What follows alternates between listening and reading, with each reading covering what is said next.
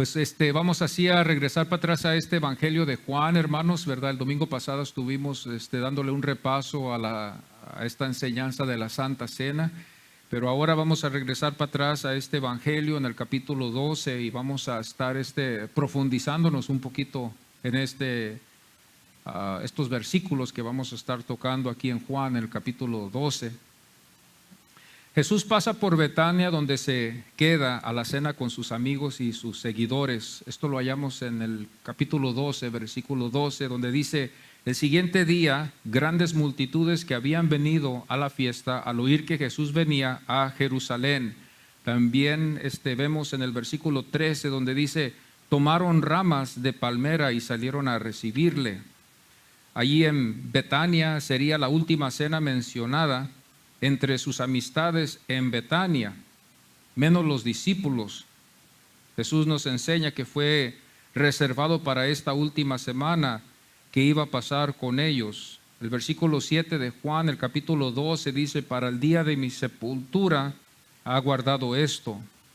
La gente, cuando supo, llegó al lugar donde estaba para ver al que fue resucitado, a Lázaro. El versículo 9 dice: y vinieron, quizás con el plan de ver a Jesús hacer otro milagro o maravilla, como cuando fueron en búsqueda de Él por el pan en Galilea, donde vemos esto en el Evangelio de Juan, en el capítulo 6, versículo 26, donde dice: me buscáis no porque habéis visto las señales. La gente fue, pero en verdad no sabían, solo pocos pudieron entenderlo. Y después entendieron los discípulos, como dice Juan en el capítulo 12, versículo 16, estamos en el capítulo 12, estas cosas no las entendieron sus discípulos al principio, pero cuando Jesús fue glorificado, cuando Jesús ya no estuvo con ellos, ellos pudieron entenderlo. Así la gente sabía de Jesús, que estaba en la ciudad, y cuando Jesús entró. Antes el pueblo salió a recibirle, la Pascua fue acercándose para ellos, que vemos en el versículo 13, donde dice: tomaron ramas de palmera y salieron. La pretensión del pueblo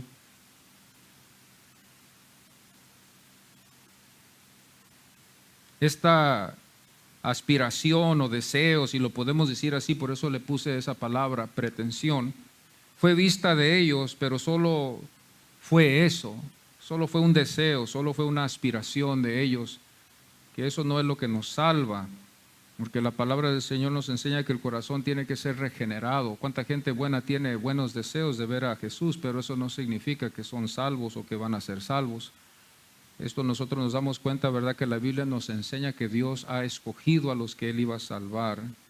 Por eso tenemos grande gratitud nosotros los que somos salvos, más en todo, de que Dios nos ha escogido a nosotros. El Señor tiene ese poder de escoger quien Él ha escogido, y nosotros no podemos demandarle a Él que escoja lo que nosotros queremos. Por eso nosotros estamos muy agradecidos de que Él nos haya escogido aún desde antes de la fundación del mundo. Pero a pesar de que había hecho tantas señales delante de ellos, no creían en Él.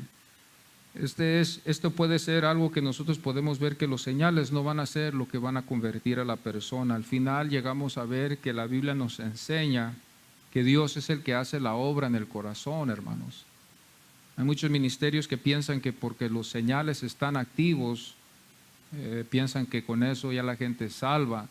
Van a tener una multitud de gentes que van a estar viendo estas señales, pero eso no necesariamente significa que son salvos. Las exclamaciones fueron escuchadas. En el versículo 13 dice la palabra del Señor: y clamaron Hosana. Vamos a estar viendo esta palabra también y vamos a profundizarnos un poquito viendo esta palabra. ¿Qué significa Hosana? El significado está en el Salmo 118, versículo 25. Este es el significado, por en caso de que usted no lo sabe, apúntelo para que lo sepa. Oh Jehová, sálvanos ahora. Ahí está la definición de esta palabra Hosana. Está en el versículo 25 de los Salmos 118. Oh, sálvanos ahora, te ruego. Y después vemos el versículo 26 en este Salmo 118, donde dice: bendito el que viene en el nombre de Jehová. Y así después se cumple la profecía del profeta Zacarías.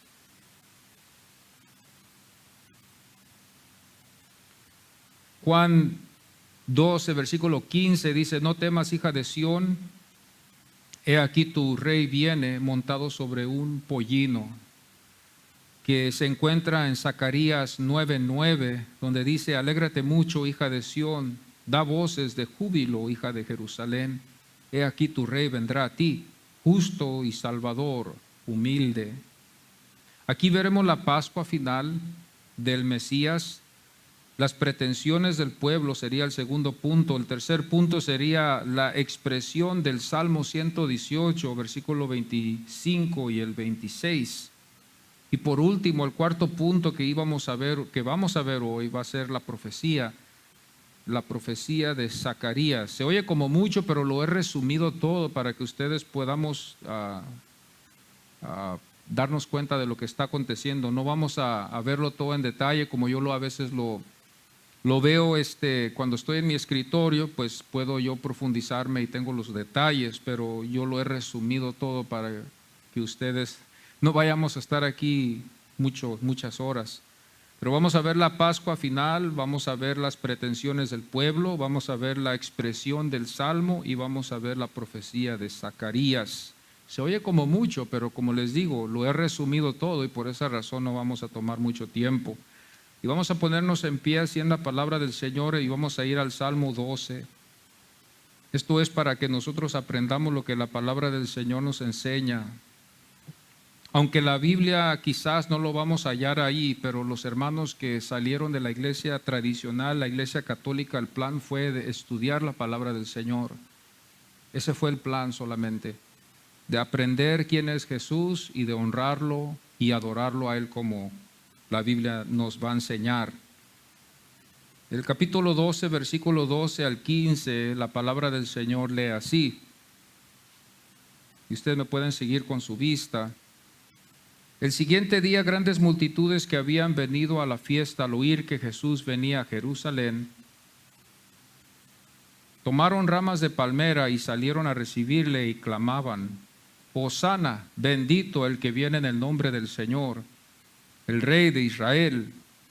Y halló Jesús un asnillo y montó sobre él, como está escrito: no temas, hija de Sión, he aquí tu rey viene, montado sobre un pollino de asna. Amén. Pueden tomar sus asientos. Vamos a estar viendo estos versículos 12, 13, 14 y 15, pero como les dije, lo he resumido y solamente vamos a ver el 13 y el versículo 15. Pero no los voy a dejar afuera, ¿verdad? Para que ustedes digan, pues no pudimos profundizarnos. Nos vamos a profundizar hoy en esta mañana, en estos versículos. La palabra del Señor es la que nos lleva a adorar al Señor. Cuando la palabra del Señor nos impacta, hermanos, es lo que nos lleva a adorar al Señor y a creer en Él. No van a ser los cantos, ni tampoco van a ser los testimonios, ni tampoco van a ser los milagros. Lo que va a ser es la palabra del Señor, porque respetamos que la palabra del Señor es inspirada por su Espíritu Santo y por esa razón tiene la autoridad de Dios, porque la inspiración es de Dios. Por esa razón, es su aliento. Aquí es lo que el Señor desea de su pueblo y es lo que el Señor nos ha dejado. Cuando nosotros vemos el versículo 13, lo que vamos a darnos cuenta es que dice grandes multitudes. Grandes multitudes. Y no quiero a prisas llegar a esto, pero nos hemos dado cuenta de que en las multitudes a veces hay muchos errores que se pueden cometer. Me lleva a mente, ¿verdad?, cuando en el año 91 parece que fue que se soltó unas actividades violentas aquí en Los Ángeles por este hombre que fue golpeado por estos policías. ¿Cuántos se acuerdan de esa actividad? Y esta gente empezó, ¿verdad?, a seguir lo que toda la gente empezó a hacer. Quizás empezó con uno de querer robar y todos empezaron después a robar. Pues todos andaban robando y siguiendo a la gente, porque eso es lo que la gente estaba haciendo. Uno sacó a uno de un troque y lo golpeó, casi lo mataba, casi lo iba a matar, pero lo hizo, y después vemos que otros empezaron a hacer lo mismo. Esto es lo que el pueblo empieza a hacer, esto es lo que puede pasar en estos casos. Y cuando hablamos aquí de Jesús, estamos viendo una gran multitud. Aunque ellos no lo iban a entender, después los discípulos lo iban a entender.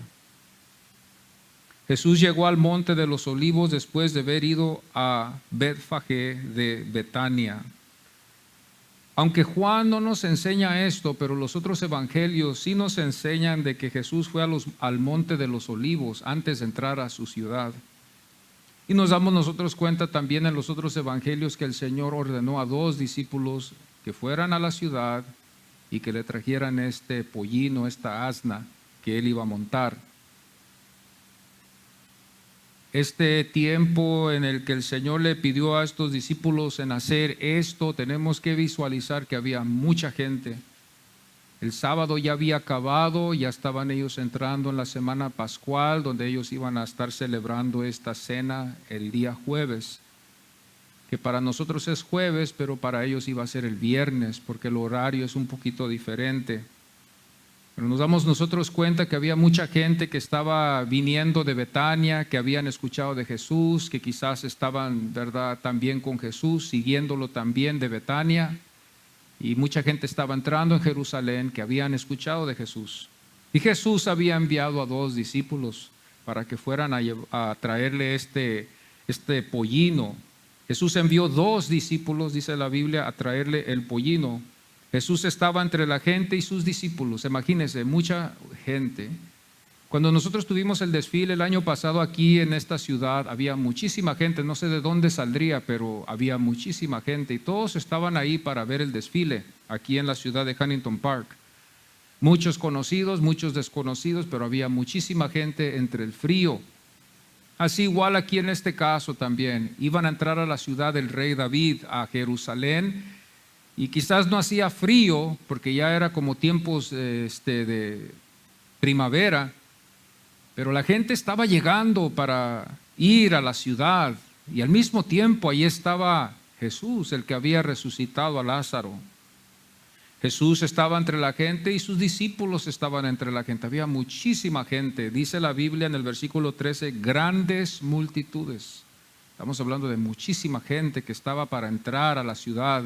Mucho más gente que en este desfile que tuvimos aquí en esta ciudad. Esto no es nada a comparaciones a la gente que entraba a esta ciudad, y se llenaba y se congestionaban todas las carreteras, ¿verdad? En ese tiempo se congestionaban porque querían ir a estar en la ciudad ese día.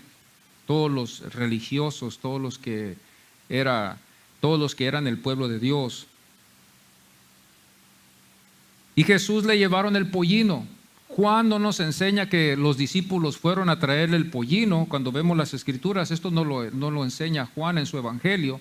Tenemos que ir a los otros evangelios para darnos cuenta de esto. Usted no puede saber esto si no va a Mateo y a Marcos y a Lucas para sacar la información, para agregarla a esta historia, que es la misma historia. Entonces nos damos cuenta nosotros aquí que sus discípulos fueron, ellos trajeron el pollino. Pero antes de eso, Jesús, antes de sentarse sobre el pollino, echaron sus mantos sobre el pollino y Jesús se sentó después. Entonces nos damos cuenta que ya trajeron ellos el pollino, ¿verdad? Y este pollino era simbólico, era una forma que podemos decir así, Calvino lo dijo así, uno de los reformadores, fue algo que fue usado con una forma de una metáfora y también al mismo tiempo iba a ser literal. Dice así Calvino, así puso Calvino. Y es cierto porque este pollino tenía un significado que este profeta Zacarías había profetizado mucho antes que Jesús hubiera nacido. Entonces Jesús, antes de sentarse sobre el pollino, echaron sus mantos sobre el pollino para que Jesús se sentara, ¿verdad?, sobre los mantos y sobre este pollino, que él después iba a entrar con este pollino a la ciudad del rey. El pueblo, al saber y mirar, recibieron después. Este pueblo no sabía realmente, muchos de ellos no sabían lo que estaban haciendo, pero quizás esto inició la emoción para hacer lo que iban a hacer después. Este pueblo no sabía. Este pueblo estaba ignorante de muchas cosas, pero lo hicieron aún así. Y después los apóstoles, nos vamos a dar cuenta después en el versículo 16 lo que pasó después. Y los estoy llevando en las escrituras para que ustedes vean esto. Este pueblo no sabía, algunos sí sabían, algunos no supieron. El pueblo, cuando vio que todos empezaron a reaccionar y que vieron que Jesús entraba con este pollino hacia la ciudad, ellos también reaccionaron como el pueblo reaccionó, así como todos reaccionamos. Me doy cuenta que a veces cuando nosotros vamos a las tiendas, como en este tiempo que ya pasó de Navidad, en la forma que la gente actúa, todos actuamos. Si la gente empieza a entrar a prisas a la tienda, usted se va a dar cuenta que todos empezamos a entrar a prisas. Y después nos preguntamos, ¿por qué entré a prisa? Porque todos entraron a prisa. Es algo interesante cómo nosotros los seres humanos nos movemos sin saberlo. Ya después nos damos cuenta, ¿verdad?, que estamos yendo con la corriente. Ahí es donde llega esto, donde vemos que vamos con la corriente. Jesús fue honrado con los mantos en el pollino antes que se sentó y mantos en el suelo antes que el pollino cabalgó. Entonces esto es algo muy interesante, que los mantos fueron sobre el pollino y también hubo mantos que pusieron ellos en el suelo también para que así entrara él a la ciudad. Del monte de los olivos a Jerusalén el Señor iba a entrar con este pollino. ¿Qué significaba este pollino? ¿Qué significaban estos mantos? ¿Qué significaban estas palmeras que ellos usaron? Tomaron ramas. ¿Qué significaba eso? Nosotros queremos saber qué significaba esto para poder profundizarnos un poquito más. La gente actuó como gente, yo escribí. La gente actuó como gente. Como la gente actúa, así actuó la gente. En este momento ellos no sabían lo que estaba aconteciendo, vieron a 3, 4 quizás poner los mantos en el suelo y todos empezaron a hacerlo igual. Pero nunca se preguntaron, y se da de ver en la Biblia donde ellos se hicieron esa pregunta, ¿por qué estamos haciendo esto? Más después, los que hicieron esta pregunta, ¿quién fueron? Los fariseos, que le dijeron al Señor, Señor, dile a este pueblo que no haga esto. Ellos reprendieron o quisieron ellos reprender, pero el Señor después les aclaró a ellos qué era el significado de eso. La gente fue gente, hermanos. Y lo voy a decir así porque yo también soy gente en la ignorancia. La gente en su ignorancia lo hizo así. Y no quiero hacerlo esto en querer ofender a nadie, pero a veces así somos, a veces en la ignorancia, a veces reaccionamos con el pueblo. El pueblo se mueve, todos nos empezamos a mover, todos empiezan a prepararse para el fin del mundo y vemos a 2, 3 hacerlo y todos empezamos a hacerlo. Todos empiezan a comprar cosas para el fin del mundo, porque el mundo ya se va a acabar. Y la gente anda yendo a las tiendas, comprando esto, comprando lo otro, porque eso es el decir. ¿Y qué pasa? Nada pasa. Pero así somos nosotros como seres humanos, con las modas, con la música. En la iglesia lamentablemente también es así en algunos casos. Muchas de las iglesias, todos tocan música de alabanza, porque uno empezó así, todos quisieron hacerlo así. Unos empezaron a poner las canciones o los cantos en la pantalla, todos empezaron a hacerlo así, porque así es la gente, aún en la iglesia, lamentablemente así es. El versículo 15 dice la palabra del Señor: no temas, hija de Sión. Esta es una de las preciosas profecías que nos podemos dar cuenta y vemos en la Biblia. Cuando lo vemos así, el versículo 14, Juan el apóstol, ¿verdad?, nos enseña que así fue escrito, ¿verdad?, por el profeta. Como este profeta que Juan nos enseña. La profecía fue del profeta Zacarías, ¿verdad? El profeta Zacarías fue el que dejó esta profecía, y esta profecía es muy profunda y muy interesante. La profecía era especialmente para este pueblo. Y para poder profundizarse uno tiene que entrar con preguntas, y las preguntas o la respuesta las vamos a hallar en la Biblia. Esta es la orden que cada predicador debe de hacerlo. Las respuestas no se hallan externas, sino son internas. Por en caso de que usted busque respuestas en la Biblia, ¿qué significa esto? La Biblia le va a dar la respuesta, el significado. A veces tenemos que ir a Génesis para hallar lo que significa. A veces tenemos que ir a varios versículos para tener un pleno entendimiento de lo que significó en el Nuevo Testamento. Esto es lo que nos enseñan, ¿verdad? Cuando estamos estudiando la palabra del Señor. Esta se llama una hermenéutica. Y aquí es donde entramos nosotros a un estudio más profundo. La profecía es para el pueblo del Señor. Ahora que ya sabemos que es para el pueblo del Señor, ¿qué pueblo fue? ¿Fue Israel o fue Judá? ¿Fue el norte o fue el sur, verdad? Tenemos que darnos cuenta quién fue, y ahí es donde hallamos la respuesta. Entonces vemos nosotros, ya podemos enfocarnos más en esa tribu. Pues fue para Judá esta profecía, para toda esta nación. La profecía fue de esperanza. Hago la otra pregunta antes de entrar a esta enseñanza de aquí de este profeta Zacarías, capítulo 9, versículo 9. Hago yo la pregunta para investigar más este versículo. ¿La profecía fue de esperanza? Porque los profetas también profetizaban esperanza. ¿O fue para juicio? Porque los profetas profetizaban juicio sobre el pueblo cuando desobedecían. ¿O fue una profecía para castigo a otra nación? Varios profetas pronunciaron juicios sobre algunas de las naciones que estaban a su alrededor. Por ejemplo, Moab, Edom, los filisteos, ¿verdad? Y todos estos que Dios iba a juzgar más después. Entonces, ¿qué clase de profecía fue esta? ¿Fue un juicio? ¿Fue una esperanza? ¿Fue un castigo que iba a venir a otra nación? Cuando vemos esta profecía, la leemos y vemos bien que no es un castigo, no es un juicio para otra nación, sino que nos está dando una vista a una esperanza que ellos tienen de ver este rey entrar un día a la ciudad en este estilo, con un pollino a Jerusalén. Entonces llegamos a la conclusión, hermanos, de que es una profecía en Zacarías 9:9, cuando usted vaya a la Biblia, que es una profecía de esperanza, porque estamos hablando de la venida del Mesías, que ellos no sabían quién iba a ser. Este Mesías iba a ser el rey, este Mesías iba a ser el que los iba a liberar de las opresiones en las que ellos estaban en ese tiempo.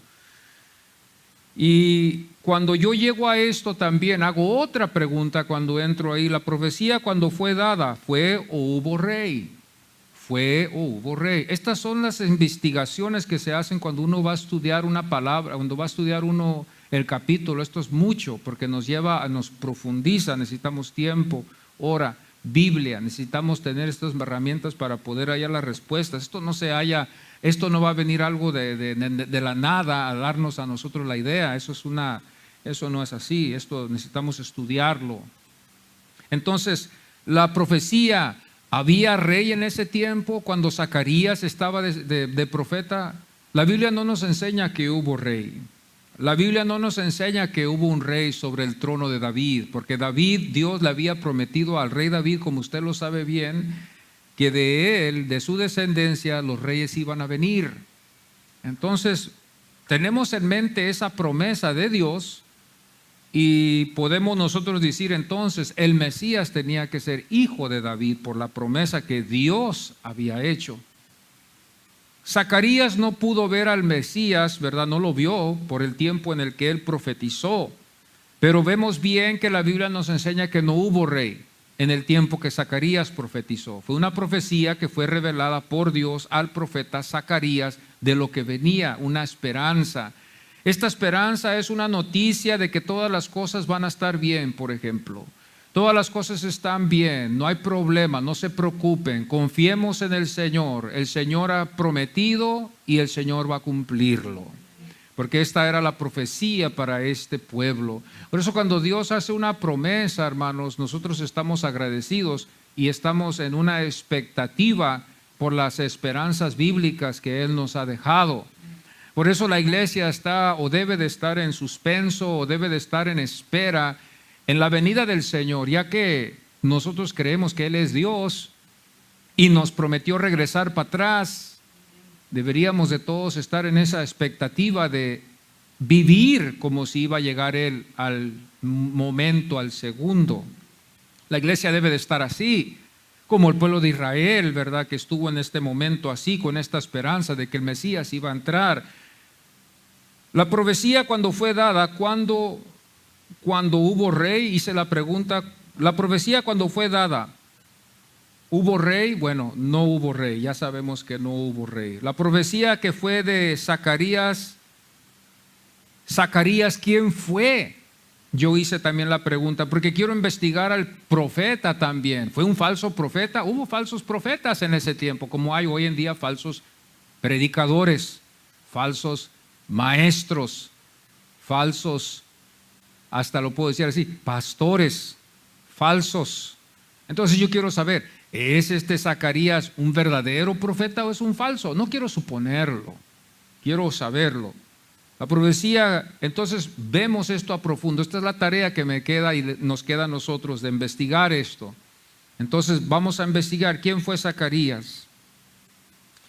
La profecía Calvino la consideró como una metáfora y también la consideró algo literal que iba a acontecer o que aconteció. El libro de Zacarías es bastante extenso en el sentido de las profecías. Es una vislumbre, se dice, una vislumbre mesiánica. Cuando vemos nosotros el libro de Zacarías. Zacarías, en el tiempo que él estuvo, hermanos, nos tenemos que dar cuenta que fue después de Babilonia. Esto significa, los que sabemos, los que hemos estudiado la Biblia, sabemos bien que cuando ellos regresaron a Jerusalén, cuando vamos al libro de Nehemías, y vamos a estos libros de Esdras, nos damos nosotros cuenta, ¿verdad?, que el pueblo tuvo que reedificar otra vez este templo, tuvo que reedificar otra vez estos muros. La ciudad estaba destruida, hermanos. Hermanos, si nosotros pensamos los que llegamos ayer que era un tremendo trabajo nomás limpiar la iglesia, imagínense reconstruirla, un templo, muros. El pueblo se desanimó muchas veces por la razón de que la tarea era mucha. Llevaron ellos esta carga, ¿verdad?, por la consecuencia que llevaron, ¿verdad?, por el pecado. Estos enemigos cuando entraron, ¿verdad?, y invadieron esta ciudad de Jerusalén, destruyeron los muros con una razón, con un propósito, y destruyeron también el templo de los judíos también con un plan, con un propósito. Sacaron todo el oro, toda la plata, todos los vasos, todo lo que había allá adentro lo sacaron y lo transportaron a Babilonia. Cuando estos judíos regresaron para atrás después de 70 años de un gran castigo, regresaron para atrás ellos con el plan de reconstruir muros y templo. Esto iba a requerir finanzas, como nosotros a veces que tenemos que hacer actividades. ¿Y cuándo va a terminar? Parece que esto es algo que Dios nos ha dejado a todos para ser responsables con lo que queremos o donde adoramos. El Señor así dejó esto a ellos tuvieron que recolectar finanzas, ánimo, fuerzas, y al mismo tiempo dice la Biblia en este libro precioso de Nehemías, de que ellos construían aún, hasta llegó el tiempo de construir aún con la espada en la mano, porque los enemigos venían en contra de ellos a burlarse de ellos y a veces venían ataques. Fíjese usted, imagínese este pueblo, ¿dónde estaba Dios? Dios estaba ahí, pero este pueblo tuvo que madurar y crecer espiritualmente, y el Señor les enseñó a través de estas batallas a crecer, a madurar. A veces el Señor, en las sazones de los tiempos que tenemos nosotros en esta vida, vamos en un aprendizaje para después estar en su gloria. A través de las pruebas y de las luchas, a través de las tribulaciones, a través de los enemigos, a través de la gente que se levanta en contra de nosotros, a través de todas las cosas, Dios nos enseña a pelear la batalla. Este pueblo tuvo que edificar y al mismo tiempo tener una espada a su lado para espantar o para matar al enemigo cuando venía en contra de ellos. Ese fue el labor. Teníamos que tener mucho ánimo. Ellos se desanimaron, habían subidas, habían bajadas, había temporadas donde este pueblo estaba bien animado, estaban reedificando, estaban llevando la construcción, ¿verdad? Pero a veces venían tiempos de desánimo, el pueblo se desviaba, a veces el pueblo se desviaba más en las cosas de ellos que en las cosas del templo. A veces se preocupaban más en sus casas que en las cosas del templo, y Dios levantaba un profeta y le decían: hey, no se olviden su templo, tenemos que terminarlo, el Señor. Y esta es una profecía que quizás Zacarías les dio a ellos sin saberlo, porque Dios le dio esta profecía y a veces nuestro entendimiento es muy pequeño.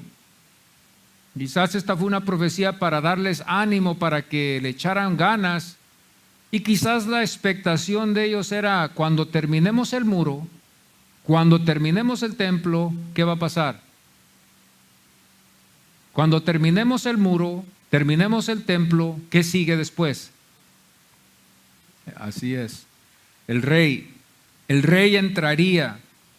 Apresuremos ánimo, echémosle ganas, vamos edificando, vamos levantando este muro, vamos levantando este templo, vamos apresurándolo. Y el pueblo con la expectación de que va a entrar este Mesías, pero no iba a entrar después de esa edificación. Y no iba a entrar después de que ellos hayan reparado los muros. El Señor no vino. Hubo más tiempo que tuvimos que esperar. Y esto es lo que aconteció cuando nosotros nos fijamos bien en este capítulo, cuando nosotros nos damos cuenta en este versículo donde dice: y tomaron ramas de palmera, salieron a recibirle y clamaban hosana. Todo lo puso Juan el apóstol aquí para tarea, para que nosotros estudiemos. No todo aconteció así, pero él lo puso así. Tomaron ramas de palmera, salieron a recibirle y clamaban hosana, bendito el que viene en el nombre del Señor, el Rey de Israel. Cuando vamos a los otros evangelios, nosotros nos damos cuenta que necesitamos nosotros ver allí para que nos ayude a ver lo que está aconteciendo acá, aquí en este caso, con lo que estamos viendo en este capítulo. Había mucha gente, porque la Biblia dice en el versículo 12: el siguiente día grandes multitudes que habían venido a la fiesta. Mucha gente iba por la fiesta y por Jesús. Y Jesús ya les había dado la orden a estos discípulos a entrar a la ciudad, a traer ese pollino para que Él entrara a la ciudad. Y el significado que iba a llevar iba a ser algo profundo, para demostrarles a ellos que lo que Zacarías había profetizado se iba a cumplir ese día. Pero ellos no se dieron cuenta. Yo me puedo imaginar que mucha de esa gente lo hizo en mucha ignorancia, no sabían ellos. Porque si lo hubieran sabido, Jesús no hubiera muerto en la cruz. Tuvo que ser en ignorancia. Tuvo que haber sido en ignorancia para que Cristo hubiera sido dejado ir a la cruz para después redimirnos a nosotros. Por eso Cristo tuvo que morir en la cruz para salvarnos a nosotros. Pero requirió de que ellos fueran ignorantes. Si no hubiera habido ignorancia, ellos no hubieran permitido que Jesús lo mataran. Todo el pueblo se hubiera levantado y hubiera habido muerte entre todos. Todos se hubieran levantado en contra del imperio romano, se hubieran tocado su Mesías. ¿Y por qué yo me atrevo a decir esto? ¿Y por qué me atrevo a decir yo que esto pudiera haber acontecido? Porque más después, cuando Cristo murió, entró el imperio romano por medio de la orden de este emperador Tito de Roma. Entraron ellos a la ciudad de Jerusalén y la destruyeron. Destruyeron su templo que Herodes les había edificado, sacaron todo el oro, y la gente se levantó en protesta para defender su ciudad. Dieron sangre, murieron jóvenes, niños, familias, hombres, mujeres para defender su ciudad. Ahora póngase a imaginar si ellos hubieran sabido, si este pueblo hubiera sabido en verdad y no hubieran sido ignorantes, ellos hubieran defendido a su Mesías. Al momento que Pilato hubiera dicho crucifíquenlo, ellos se hubieran levantado en una protesta a defender a su Mesías, a cuidar a su rey, a dar sus vidas por él, porque él era el Mesías, el cumplimiento que Zacarías 9:9 nos enseña. Pero Dios así lo permitió, que ellos estuvieran en esa ignorancia. Fíjense, la Biblia nos enseña también en Romanos, donde Dios no escatimó a su propio Hijo. Léalo y estúdielo y analícelo. Que Dios no escatimó ni a su propio Hijo. Si Dios no escatimó a su propio Hijo, que fue su único, unigénito, no hay duda en lo que podemos ver aquí. Pero Dios es grande, Dios es Dios, y Él hace lo que Él va a hacer. Esto es algo de lo que nosotros no podemos, hermanos, ver en otra forma. Que Dios permitió que este pueblo en esa ignorancia estuvieran por amor al mundo también. Que sacrificó no tan solo a su hijo, sino que hasta a su pueblo, que tuvo que sufrir y morir para que nosotros podamos tener este evangelio de su precioso Hijo Jesucristo. Cuando Jesucristo entró a la tierra de Jerusalén, ellos no sabían, hermanos. Y usted me dice, pero hermano, ¿usted cómo puede defender esto en la Biblia? Bueno, pues vamos al versículo 16 y quiero que ustedes abran sus Biblias y lo lean. Tenemos que tener nuestras Biblias siempre presentes porque ese es el texto que nosotros nos basamos.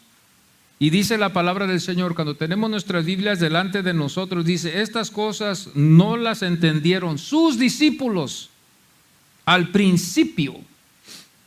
Estos son los discípulos. ¿Qué sería de los que no fueron discípulos, que era el pueblo?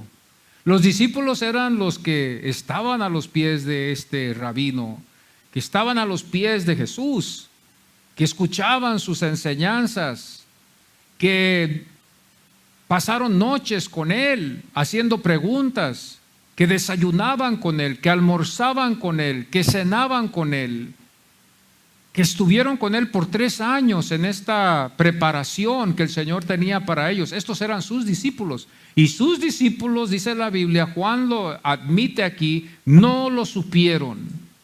No supieron lo que estaba aconteciendo. Ellos hicieron solamente lo que el Señor les dijo. Pero lo más maravilloso es que nosotros nos damos cuenta que en este versículo nos enseña y nos da a ver de que no lo supieron al principio, que puede pasar con nosotros. Mucha gente, yo creo que va a la iglesia y ni sabe lo que está haciendo. Realmente no estamos ni conscientes. Yo a veces entro aquí a la iglesia y digo, Señor, no estoy ni consciente en lo que estoy haciendo. Nomás lo hago por rutina, lo hago por costumbre, lo hago porque es domingo.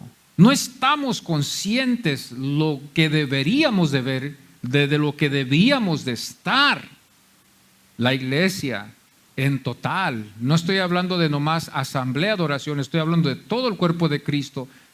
Muchos no están conscientes de lo que están haciendo. Algunos lo hacen porque la familia lo hace, algunos lo hacen porque esto es lo que sus padres les inculcaron, algunos lo hacen porque sus hijos les gusta, algunos lo hacen porque es lo que consideramos como es verdad, pero para entenderlo como debemos entenderlo, esto es muy profundo.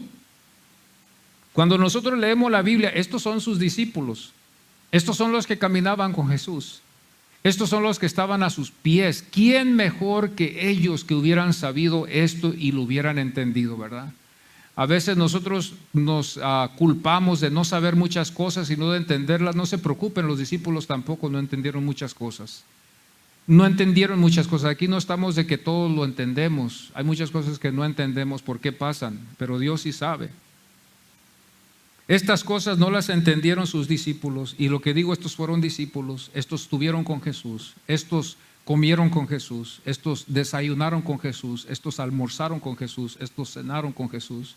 Estos dejaron sus casas por Jesús. Usted y yo no hemos dejado nada por Jesús. Ellos sí la dejaron. Dejaron sus familias, dejaron sus casas, dejaron sus trabajos, dejaron sus negocios. Usted y yo no hemos dejado nada. Y ellos todavía aún dejando todo, no entendieron nada. Hasta después. Fíjese. Sus discípulos al principio, pero, dice la palabra, y este pero nos lleva a algo, dice, cuando Jesús fue glorificado, entonces se acordaron de que estas cosas estaban escritas acerca de Él. Hubo un momento que Dios se reveló a ellos cuando la Biblia nos enseña y da testimonio de en Hechos capítulo 1, que usted ya sabe, ¿verdad? Que el Señor ascendió al cielo, fue el único que ascendió. Algunos dicen que también su madre ascendió al cielo. Pero Él es el único que la Biblia nos enseña que ascendió al cielo. Ascendió, el Señor lo levantó y estuvo en una nube hasta que llegó a la presencia del Señor. Algunos dicen que esa nube era la nube Shekinah que estuvo en el Antiguo Testamento, que cubrió todo el templo y que todos tuvieron que salir. Esa nube se describe que así fue, tan espesa que lo llevó hacia el cielo a estar a la diestra del Padre. Estos fueron los testigos, los 11 que quedaron, menos Judas, que fue el que murió, y los otros testigos que estuvieron también ahí con ellos, que Pablo también registra que hubo, parece que 500 testigos, que la Biblia nos enseña que hubieron ojos, serían como 1000 ojos que vieron a Jesús ascender al cielo. Y yo cuando me pongo a pensar y ver esto, digo yo, Señor, ¿y por qué estos hombres no salieron como si así hubiera sido? Bueno, yo me imagino que esta gente se hubiera puesto loca, los que hubieran visto a Jesús ascender al cielo, sin ninguna ayuda de ninguna tecnología. El pueblo se hubiera vuelto loco y hubiera ido a predicar el evangelio a todo lugar y dar sus vidas y morir, y no les importaba sus trabajos ni sus negocios ni nada, porque esto era una verdad, y salían a todo lugar y no les importaba que los echaran al foso de los leones, porque ellos iban a morir, porque ellos habían visto y habían sido testigos porque lo habían visto.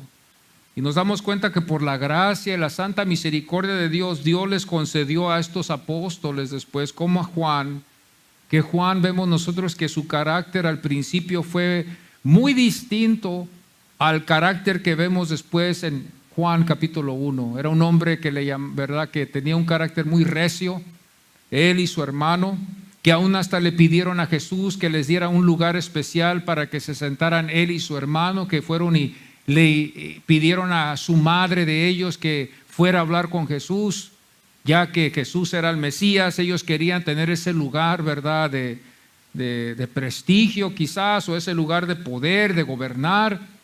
Pero el Señor le dijo, eso no está de mí, eso está de mi Padre, ¿verdad? Si Él quiere, será así, y si no, bueno, ¿verdad? Pero nos damos cuenta que el cambio tan tremendo hubo cuando vemos el versículo 16, y esto es lo que la Biblia nos enseña. Nosotros queremos basarnos en lo que la Biblia nos enseña concerniendo estas cosas. Entonces ellos, cuando Jesús entró a la ciudad, ellos no entendieron, no sabían lo que esto significaba. Por la razón que yo digo esto es porque si no, ellos se hubieran levantado a defender al Mesías al momento que Roma lo iba a llevar a la cruz. Pero el pueblo se quedó, hermano, en un suspenso al momento que el Señor, dice la Biblia, que cargó esa cruz hasta el monte de la calavera. Este pueblo quedó. ¿Qué pasó con los que gritaron? ¿Qué pasó con los que pusieron estas ramas? La Biblia habla también de ramas, y esto también trae un poco de confusión, ¿verdad?, para los que estudian la palabra del Señor, porque dicen, esta costumbre de arrancar ramas, esto no se acostumbraba en el tiempo de la Pascua. Esto nomás se acostumbraba en el tiempo de la fiesta de los tabernáculos, que no era la fiesta de los tabernáculos. Entonces, ¿por qué arrancaron ellos palmas? Porque las palmas no se arrancaban por costumbre en el día o en esta temporada. Pero ¿por qué lo puso así estos evangelios? Si no se celebraba la fiesta de los tabernáculos, ni tampoco la de la dedicación, que se arrancaban estas palmas. ¿Qué fue la razón? ¿Por qué se utilizó esto? ¿Por qué hicieron esto ellos? ¿Verdad? Muchos de los comentaristas no dan ninguna respuesta, aquí quedan en un silencio, pero sí hay argumentos de que hay una confusión por la razón de que esto normalmente se hacía en el tiempo de la fiesta de los tabernáculos o en la fiesta de la dedicación. Quizás aquí hubo algo, quizás ellos dicen, donde no se aclaró muy bien, y aquí estamos viendo dos fiestas en este versículo, quizás dos fiestas, una fiesta de los tabernáculos y la fiesta de las Pascuas, las dos juntas. No sabemos por qué, pero por costumbre los judíos no celebraban la Pascua arrancando ramas o palmas para celebrar esto. Y la Biblia es la que nos enseña por qué. Yo quiero ver qué rey, ¿verdad?, hicieron así. Entonces nosotros tenemos que ver los reyes, viendo los reyes como por ejemplo al primer rey Saúl, al segundo rey David, que Dios había escogido. Tenemos que ver las entradas de esos reyes y qué es el significado de esas palmas y por qué lo hicieron ellos. Pero Que tiene que ir eso con la costumbre de la fecha de la Pascua, esto es algo que no va en acuerdo con ello. Pero nosotros nos damos cuenta que el apóstol así lo puso. Es interesante cuando nosotros vemos la interpretación de esta palabra hosana. Para los que no sabemos, esta palabra está su significado en el Salmo 118, versículo 25. Y luego vemos después el versículo 26, donde dice: bendito el que viene en el nombre del Señor, el Rey de Israel, dice en el versículo 26 del Salmo 118. Y estas cosas son las que vemos nosotros, para que veamos qué interesante es cuando ellos están suplicando esta clase de salvación. Y cómo vemos después que Juan el apóstol escribe esta profecía de Zacarías para demostrarnos a nosotros el cumplimiento que ellos no entendieron y que fueron ignorantes de ello, que ellos no supieron qué significaba. Que cuando él entró a esta ciudad así en esta forma, ellos lo hacían solamente porque todo el pueblo lo hacía. Qué interesante eso. Interesante ver, ¿verdad?, la ignorancia que a veces puede correr en nosotros todos cuando no investigamos las cosas bien. Y por eso el Señor nos ha dejado su palabra para estudiarla, para saberla, para conocerla, para adorar a este rey. Cuando yo veo que este es el rey que ellos no consideraron como su rey, yo adoro al Señor, lo adoro al Señor, a verlo entrar, el cumplimiento que vemos aquí de este rey al nivel de ellos. No iba a llegar o a entrar así como entró David o como entró Saúl o como entraron los otros reyes y sentarse en un trono, porque no estaban ellos todavía suficiente fuertes para poder tener un reino así, pero su rey había entrado y la profecía se había cumplido y Dios la cumplió no como ellos pensaron. Su rey vino, pero ellos no lo vieron, y hasta la fecha su rey llegó, pero ellos todavía no lo ven. Por eso no les ha podido llegar otro rey, ni les llegará otro rey. El rey que les va a llegar a ellos, que ellos lo van a aceptar, va a ser el anticristo, al que los va a engañar otra vez. Y cuando vean a este rey que rechazaron, que vengan las nubes, cuando venga y ponga sus dos pies en el monte de los olivos conforme a la profecía de Zacarías, nos daremos cuenta nosotros que entonces ese va a ser el cumplimiento de su segunda venida, que nadie sabe la hora ni sabe la fecha. Pero nos deja a nosotros los creyentes en una expectativa de que qué día irá a venir.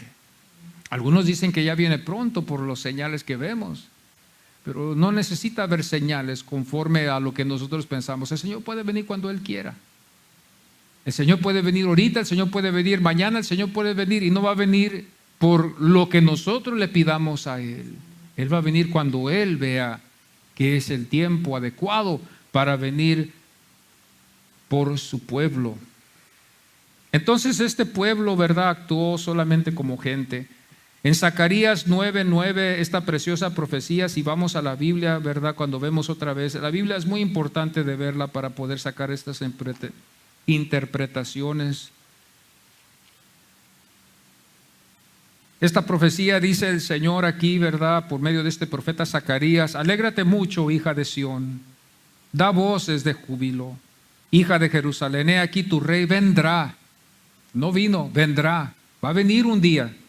Hay una esperanza. Justo y salvador, humilde y cabalgando sobre un asno. Después de que le pusieron los mantos sobre la asna, le pusieron los mantos sobre el suelo, el Señor cabalgó en esa asna hacia Jerusalén, sobre un pollino, hija de asna. Esta es la profecía, y su Biblia quizás va a decir el futuro del rey de Sión. El futuro del rey de Sión quizás va a estar intitulado así. Pero nosotros nos damos cuenta que esto es más que solamente una esperanza que se cumplió en Cristo Jesús muchos años después, para confirmar la realidad de que Jesucristo es Dios, es el Hijo de Dios, es el Mesías, es el Rey, es el Salvador. Y podemos tomar en cuenta su palabra, que es verdad. Cuando Jesús habla, nosotros queremos escuchar. Cuando Jesús habla, nosotros queremos tomarlo en serio. Yo sé que muchas de las veces las cosas las podemos tomar muy livianas, pero cuando Jesús habla en la Biblia, tomamos la confianza que es la palabra del Señor. Y cuando el Señor habla, queremos escuchar. Pero por nuestra, digo yo de mi parte, por ser tan faltoso, ser pecador, no llegamos a cumplir lo que el Señor nos quiere. Por eso dice Pablo, no es por obras para que nadie se jacte. Si hubiera uno que se pudiera jactar, pero no hay nadie, yo creo. El único que se pudiera jactar es Jesucristo. La salvación no viene por obras, sino viene por la voluntad de Dios a regenerar los corazones que Él quiere regenerar, a los que Él quiere salvar, entre los que van destinados hacia el infierno. El Señor en su misericordia le muestra, así como usted le muestra a un pobre que anda mendigando y pidiendo limosna. Si usted quiere, usted le muestra misericordia, y si usted no quiere, usted sigue su camino, aunque usted tenga y no tenga. En muchos casos podemos tener mucho en el bolsillo y vemos a una persona pedirnos algo, pero si queremos le mostramos misericordia, y si no queremos, seguimos nuestro camino. No tengo, no puedo, estoy ocupado, me hago el sordo, sigo adelante, aunque Jesús nos enseña que no deberíamos de ser así. Y Dios en su grande misericordia, por eso es misericordia, que nos mostró misericordia. Hay otras doctrinas que creen que no, pero esas doctrinas nos llevarían a la salvación universal, que sería que todos son salvos ya. Entonces no somos nosotros, todo el mundo está salvo ya. Esa es la única esperanza que pudiéramos llegar. Esa es una doctrina católica, que cree que todos son salvos ya. Pero ellos saben bien, los que están en los papas o los padres o los ministros, no los ministros o los curas, ellos saben muy bien que eso no es cierto, porque ya después cuando el pueblo les empieza a hacer preguntas a ellos, ellos empiezan a sacar las tradiciones o los pasos que ellos tienen que seguir, que serían el bautismo, los 7 sacramentos que ellos tienen, y después para ser justificado tú tienes que hacer obras. El católico, si usted cree que nosotros la tenemos difícil porque dependemos de Dios, el católico la cree más difícil, porque el católico tiene que hacer obras para poder ser salvo. Usted no es salvo al menos de que usted haga obras. Los católicos por eso van a su misa, sacrifican, pero no es ni suficiente, porque al final hacen hasta rezos para salvar esa alma, que no hay ninguna esperanza en esos rezos que hacen ellos a los muertos. Supuestamente están rezando a la persona del purgatorio, en el lugar donde estas almas llegan, por la razón de que no son suficientes santificados para entrar al cielo. Todo católico lo sabe, y esa es la única esperanza que les queda a ellos, no Cristo, sino las oraciones de los santos, que nosotros los cristianos no creemos en esas oraciones. Nosotros creemos que la salvación solamente viene en Cristo. Y yo me escondo bajo la sombra del Altísimo, que es Cristo Jesús. Es mi única fe y mi única esperanza. Yo no confío en mi fidelidad, no confío en mis oraciones. No, porque sería que yo llevara eso un día delante de Dios y decía, Señor, pero yo te oré, el Señor va a ver nuestra justicia, como Pablo lo dijo. ¿Cómo lo dijo? ¿Qué era? Trapos de inmundicia. Si Dios nos oye nuestras oraciones, es por Jesucristo. Si Él nos muestra misericordia, es por Jesucristo. Si contesta nuestras oraciones, no es porque yo oré, no es porque yo ayuné, no es porque yo soy miembro de una iglesia, no es porque yo ya tengo años de ser miembro. Esta es una tontería, que son trapos de inmundicia. Son trapos sucios delante de Dios. Mi membresía, mi tiempo, todo eso. Lo único que Dios glorifica es a su Hijo, que dice su palabra, cuando Juan lo bautizó y que se subió del agua en el río Jordán. Ustedes, los que leen la Biblia, saben muy bien que se oyó una voz, dice la Biblia, que dijo: en mi Hijo tengo ¿qué? Gran complacencia. Y luego después, cuando el Señor se transfiguró, ¿verdad? En el monte de transfiguración, como se llama, el Señor se apareció, o sea, el Señor, estos antepasados aparecieron en ese monte, que fue ¿quién? Elías y Moisés y Jesús. Nos damos cuenta que dice Pedro, y Pedro lo dijo en una de sus epístolas, y parece que Juan también lo escribió, que oyeron una voz que vino del cielo, que dijo que oyeran la voz o que obedecieran la voz de su Hijo. Esto es lo que vemos nosotros, hermanos, que confirma que es solo en Cristo Jesús. Por eso cuando nosotros somos salvos, hermanos, nosotros no estamos capacitados para ver a Jesús así como un Dios, como un Rey, al menos de que sea Dios el que nos abra los ojos. Por años yo estaba ciego, dice este canto que estábamos cantando, pero hasta que Dios me abrió los ojos, ahora puedo verlo. Usted y yo no lo podemos hacer, pero en orden a lo que el Señor nos ha llamado hoy en este año 2019, salimos con el Evangelio de Jesucristo hacia las almas. ¿Qué es el Evangelio? El Evangelio es de que Cristo murió por todos y que todos estamos destituidos de la gloria de Dios. No vaya usted con el Evangelio del amor. No vaya a decirles ustedes que el Señor los ama. Porque si usted les dice eso, ellos van a decir, pues ¿para qué quiero la salvación? Usted tiene que decirles que ellos están destituidos de la gloria del Señor, que Dios nos ayude y nos dé palabra, porque es una tarea más grande de la que podemos imaginarnos, de explicar esto, que a veces es difícil, de hacer a la persona entender esto, de que es un pecador, está destituido, no hay gloria para él, solamente en Cristo se halla la gloria. Ese es el Evangelio. Ese es el Evangelio, que Cristo murió por sus escogidos, por su pueblo, por los que Él eligió, por mis ovejas, dijo el Señor. Mis ovejas que oyen mi voz. A mis ovejas, las que están aquí, las que mi Padre me ha dado. Él dijo, las que tú me diste, yo te las doy a ti, porque el Padre va a regresar. Es de los dos, es del Padre y es del Hijo. Esto es algo que la Biblia nos enseña a nosotros, amados, y cuando nosotros leemos esto, nunca vayamos, y este es el más grande error que podemos hacer nosotros, decir a la gente que Dios les ama. Tenemos que explicarles bien por qué Cristo vino. Cristo vino para morir por nuestros pecados, porque estábamos destituidos de su gloria. Ahora, si la persona no acepta, tenemos que pedirle a Dios con oración que tenga misericordia y que le abra los ojos a esa persona. Muchas cosas pueden pasar en mi vida, porque muchos pueden usar la excusa de decir, yo no voy a la iglesia porque no quiero dar diezmos. Muchos, no voy a la iglesia porque me maltrataron allí. Muchos pueden decir, yo no quiero ir a la iglesia porque no tengo tiempo. Pero cuando Dios abre tus ojos, vas a hacer el tiempo. Y no importa qué haya sido lo que te hayan hecho, o no importa lo que hayas o lo que tengas que hacer en la iglesia, tú lo vas a hacer, porque Dios va a ser el que va a abrir tus ojos. Cuando Dios abre tus ojos, hermano, no hay excusa, como con los discípulos. Dejaron sus redes, dejaron sus familias, dejaron sus negocios, dejaron sus tareas que tenían para caminar con Cristo. Ese es el discípulo. Dejamos todo para seguir a Cristo.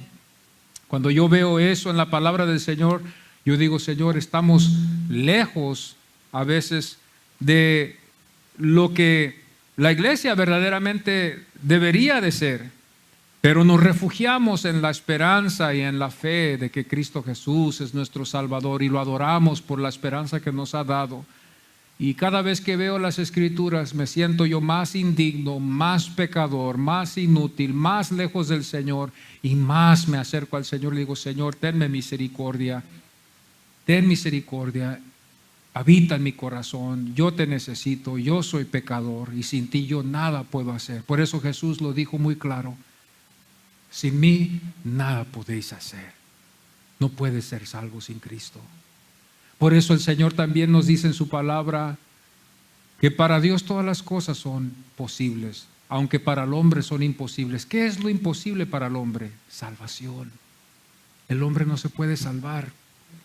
El hombre nace corto, enano, para poder alcanzar la cancha. Es el Señor el que le da la estatura para que pueda alcanzar la cancha y meter la pelota en la cancha. El hombre ha nacido enano espiritualmente, pero el Señor, por eso el Señor le dijo a su pueblo que para el hombre son imposibles. El Señor le cerró la puerta a mi familia, le cerró la puerta a mis parientes, le cerró la puerta a todos, pero abrió nomás una esperanza, Dios. Y me lleva a mí a solamente rogar al Señor por mi familia, a rogarle al Señor por mi familia. Vamos a ponernos en pie en esta mañana. Con esto voy a concluir El siguiente domingo vamos a seguir después en el 12, en el versículo 16, en la falta del entendimiento de estos discípulos y por qué estuvieron así. Padre, en esta mañana te damos muchas gracias, Señor, por este privilegio y esta oportunidad que nos has concedido de poder llegar a tu casa, Señor, y ver, Señor, este texto. Señor, cada vez que nos zambullimos a tu palabra, nos damos cuenta de lo que aconteció, Señor, vemos las maravillas que tú has hecho. Señor, gracias te doy por el texto que nos convence y nos cura de la incredulidad. Señor, por ahorita yo puedo ser un creyente, Señor, yo no sé mañana, Señor, porque, Señor, la fe viene por el oír y el oír la palabra del Señor. Señor, gracias te doy porque tú viniste y tú cumpliste lo que Zacarías prometió, lo que tú le pusiste en el corazón de este profeta. Y aunque este pueblo no pudo entender, ignoró, Señor, esto, Señor, te damos gracias a ti, Señor, que a nosotros no nos has dejado en la ignorancia. Pudimos verlo y lo sabemos, Señor, que tú eres el Mesías, el Hijo de Dios, que tú viniste, Señor, para salvar a tu pueblo y a tu pueblo espiritual más que todo. No tan solo a tu pueblo en carne y sangre, pero sino a tu pueblo espiritual que somos nosotros, Señor. Gracias porque tú tomaste tu vida y la llevaste a la cruz para darme a mí la vida. Gracias, Señor, que tú impartiste vida eterna y yo impartí a ti la muerte, para así yo tener ahora vida eterna en ti, Señor. Mi fe está en ti, Señor. Mi fe está en Cristo Jesús. Mi fe está en que Él es el que me va a dar, Señor, la entrada al cielo. Que tú eres la única esperanza, Señor, para nosotros. Te pedimos por nuestras familias, que no queremos que ellos queden afuera. Te pido que tú tengas misericordia de ellos, Padre, así como de nosotros. Que te complazca, Señor, en salvarlos, Padre, así como, Señor, nos has mostrado en tu palabra. Te pedimos por sus almas, te rogamos que nos des palabra para ellos, te rogamos que tú les abras los ojos, Padre, para que ellos puedan ver lo que nosotros vemos hoy, que ellos puedan también entrar a esta salvación por medio de Jesucristo.